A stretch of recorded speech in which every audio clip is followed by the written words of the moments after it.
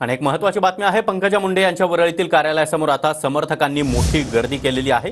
विधान परिषदेची उमेदवारी मिळाल्यानं समर्थकांमध्ये मोठा उत्साह पाहायला मिळतोय। पंकजा मुंडे यांच्या कार्यालयासमोर मंडप टाकण्याचं काम देखील सुरू करण्यात आलंय। पंकजा मुंडे यांना भाजपकडून विधान परिषदेची उमेदवारी जाहीर करण्यात आलेली आहे आणि त्यानंतर आता पंकजा मुंडे यांच्या वरळीतील कार्यालयासमोर जोरदार घोषणाबाजी देखील केली जाते।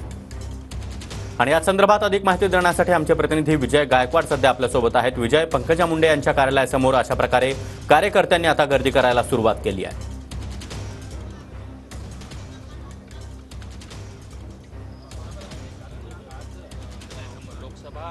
बीड लोकसभा मतदारसंघामध्ये पंकजाताईंचा जेव्हा पराभव झाला त्यानंतर मोठ्या प्रमाणामध्ये कार्यकर्ते जे आहेत त्यांचे समर्थक हे नाराज झाले होते, परंतु आता भाजपाकडून पंकजा मुंडे यांना विधान परिषदेची उमेदवारी मिळाली असल्यामुळं त्यांच्या समर्थकांमध्ये आणि कार्यकर्त्यांमध्ये एक मोठ्या प्रमाणामध्ये आनंदाचं वातावरण आहे।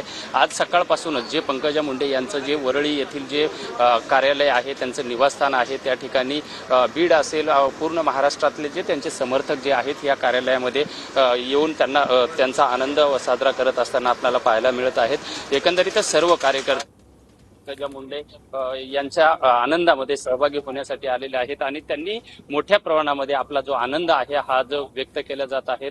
कार्यकर्त्यांच्या ह्याही भावना आहेत की आता विधान परिषदेची उमेदवारी त्यांना मिळालेली आहे। निश्चितच आता मंत्रिमंडळामध्ये सुद्धा जेव्हा त्यांना विस्तार होईल त्यावेळी यांना मंत्री सुद्धा होण्याची संधी मिळणार आहे, ही सुद्धा भावना कार्यकर्त्यांमध्ये व्यक्त केल्या जात आहे।